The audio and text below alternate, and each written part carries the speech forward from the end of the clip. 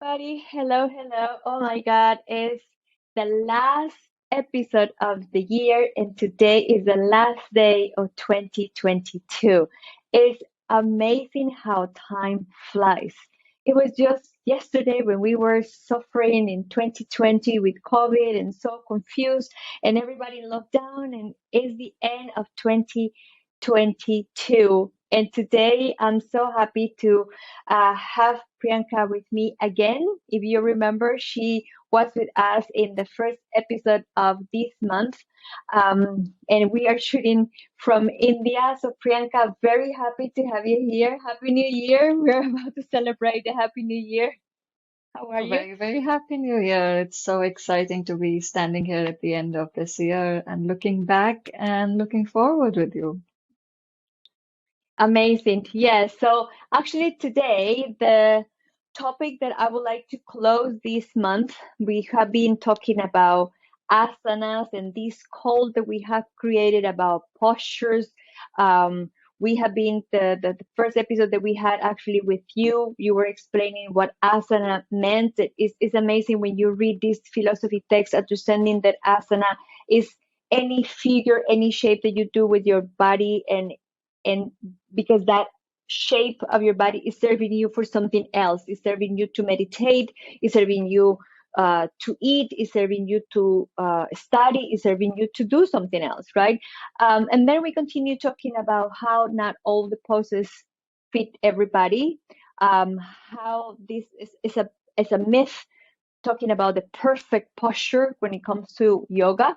And last week for Christmas, we were talking about that the best gift that we can give to ourselves is compassion, because there's nothing wrong with this vehicle, this body that we have. And today, I would like to close this chapter with the idea that, as you said on the first episode, asana, being seated or being doing something with the body, that's not the goal.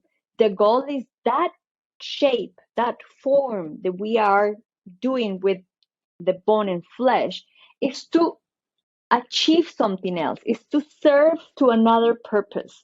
And at the end of the year, it's very common that we start thinking on the goals, the purpose that you have for the new year. 2023 is just around the corner in a few hours. So we start thinking, okay, it's a new cycle, it's a new way to, we close one chapter here and another one's open. So I would like us to give a message of what, since we have been talking, the yoga is what we do off the mat. What is it that we can have for 2023 as a goal, as a greater purpose that we can learn from the practice of yoga?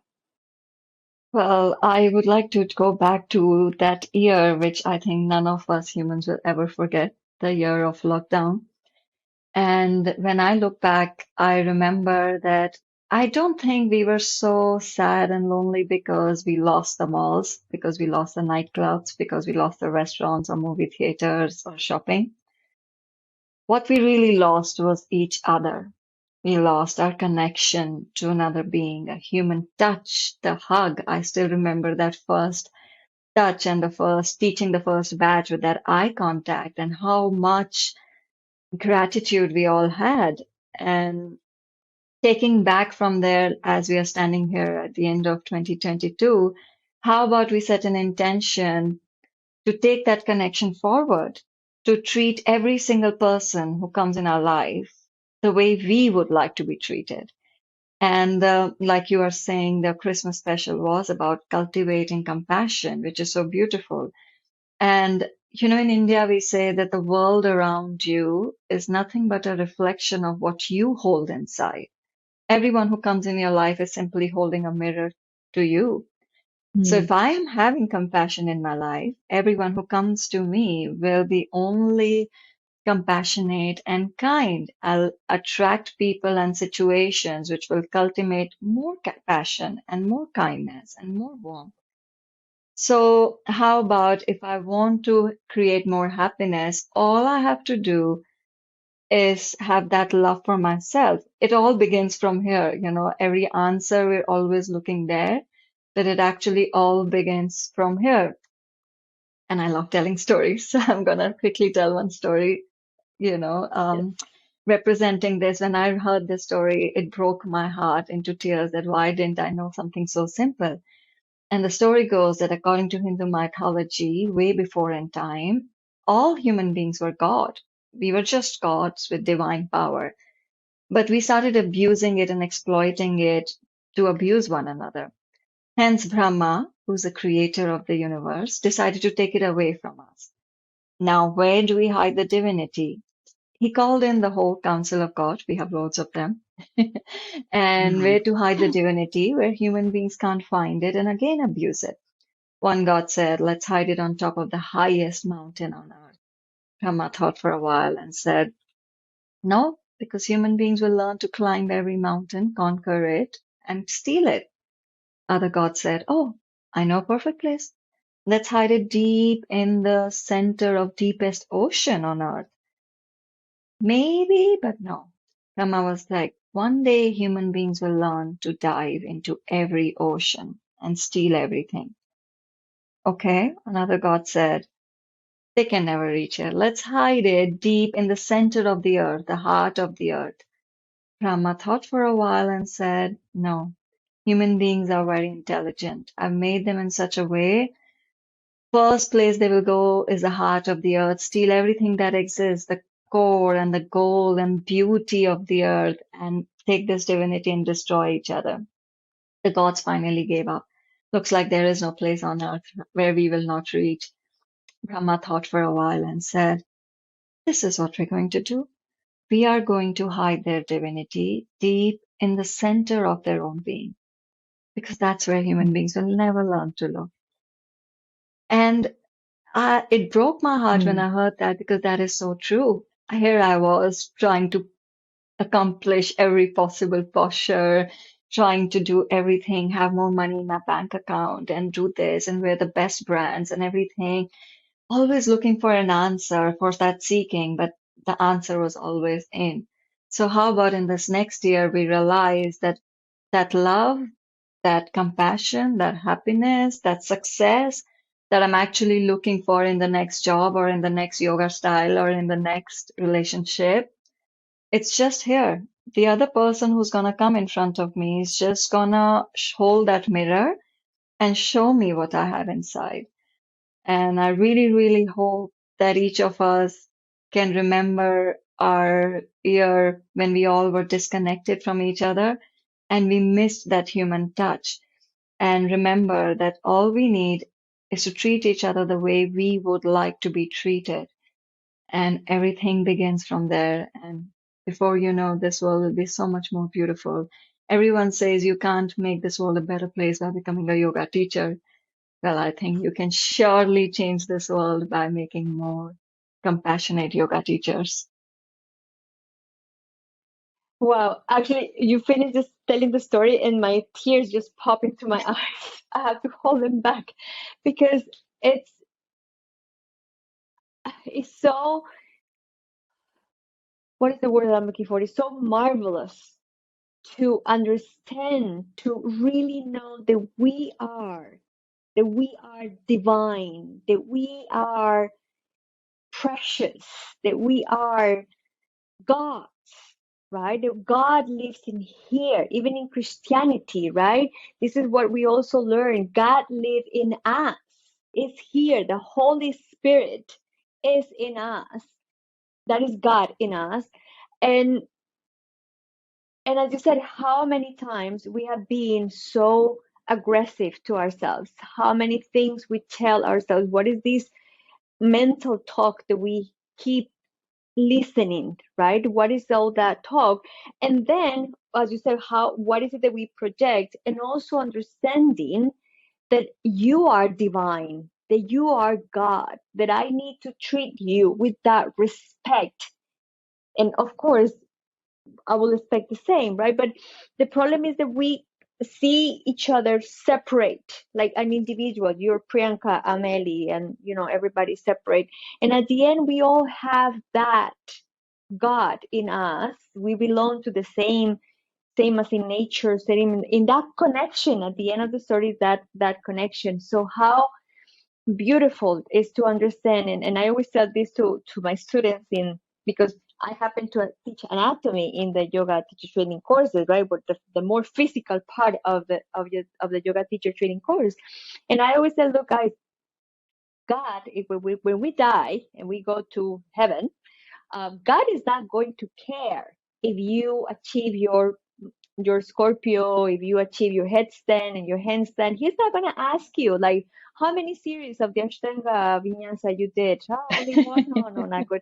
God doesn't care if you can put your feet behind your Oh, neck. damn it. God is going. Sorry to say that. God doesn't care about that.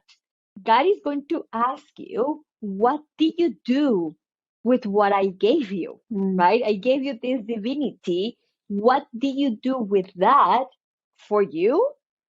And how many did you serve?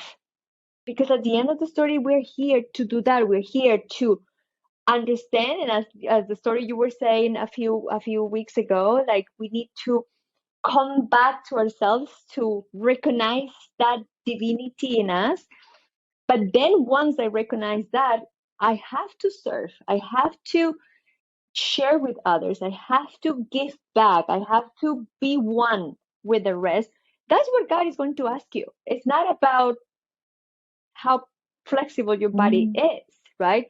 Um, so I do believe that having that goal of connection, and when we are creating habits, first of all, it's something that we have to do every day, even if you don't see any change. People think when we are talking about goals and about all this in connection, it sounds like too big, too much, too scary, when basically it's little things, intentional actions every single day. Starting with looking at your eyes. This is the first connection that we need to establish. How many times you look yourself into the mirror, but how many times you look into your eyes when you're looking at the mirror and you talk to you and you say something nice to you. And then how many times you go with another person and actually look at that person into her eyes and pay attention.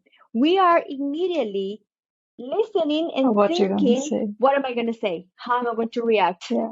Right? What is the advice that I'm Yeah. going to give you? And I read a few days ago, more or less something that it says, you need to stop being interesting. You have to become Yeah. interested, right? So and I'm like, interesting. Let me read this again, right? So it's like people don't want to hear about you. People will connect with you when you are sincerely interested Yeah. about them. Like, Priyanka, how Yeah. are you? How are you? How is your baby? How is your husband? How are you feeling? And I'm interested in you. Then you will feel like, oh, she's giving me her time. She's giving me space. So you will connect with me. But if I meet you and, hi, how are you? Oh, yeah. Oh, I'm so tired. I've been working all day, doing all these classes and all this. I'm interesting, according to me, right? Telling you all these things about me, and but you're not interested about that, right? The connection happens when there is an intention of being interested about you, about your life, about your things. That's it. I don't have to talk about me. When you become interested about me, then I can talk. Yeah. If Yeah. that makes sense, right? So it was so clear for me, and I love that you have brought that connection as a goal for Yeah. 2023. I would just end it saying I remember when I got this guidance from my teacher, and he just told me I was going through a very dark space in my life, almost wanting to end my life. And my teacher just said, look in yourself in the mirror and just say, I love you. And Ellie, I couldn't do it. And I cried so much because I had said I love you to so many people in my life. But the person who actually spent time with myself, I couldn't say it to myself. And when you say start small, this is where you start small. Small things. Look at yourself. Just say, I love you. As simple as that. And when you start cultivating love for yourself, you wouldn't even have to try to cultivate love for others. It's going to happen so effortlessly because you will only attract what you have within. So, yeah. Awesome. I'm so happy the way we finished this year together in this episode, that we have learned that this external thing, this physical thing, is only a vehicle to go to that, to go back in and be able to connect with that, to be able to connect on the outside. So I really hope and I really wish to everybody that are listening and watching this episode, I wish you a very intentional 2023. We have to be intentional on the things that we want to attract to our life, the things that we want to give back, because we don't know how much longer we have. We take life for granted. And we know now that life can finish in a second, right? So we have to be intentional every single time. Priyanka, I wish you the best of this new cycle that is about to start. I'm so blessed and happy to have you in my life. You gave me my third nephew, my Indian nephew. You gave it to me this year, so thank you so much. I love you. I love your family. So very grateful to finish this 2022 with you, and I'll see you in 2023 to keep connecting. Te Thank you so amo. much. Te amo también. Happy 2023, everybody. We will listen again each other next year. God bless you all. Bye. Hi, and thank you so much for watching this video. After so many years of teaching in yoga teacher training courses, I realized that a lot of people don't understand exactly what yoga is, or they have a lot of misconceptions and doubts. And that's why I created the podcast Decoding Yoga. Every week, I share a new episode with you where I talk about cues, about postures, about yoga as a lifestyle, about these myths, these doubts, these ideas that we have been repeating in yoga classes, and we don't even know what they mean. We don't understand what those cues mean, and we keep repeating them. So we have repeated so many times that we believe they're true. So I hope you can join me in the next episode. You can watch the video here, or you can look for the show in any of the audio platforms available. And if you have a question, a doubt, you have heard a myth about yoga and you want some clarification, let me know below this video and I will be happy to create a program to reply to you. Thank you.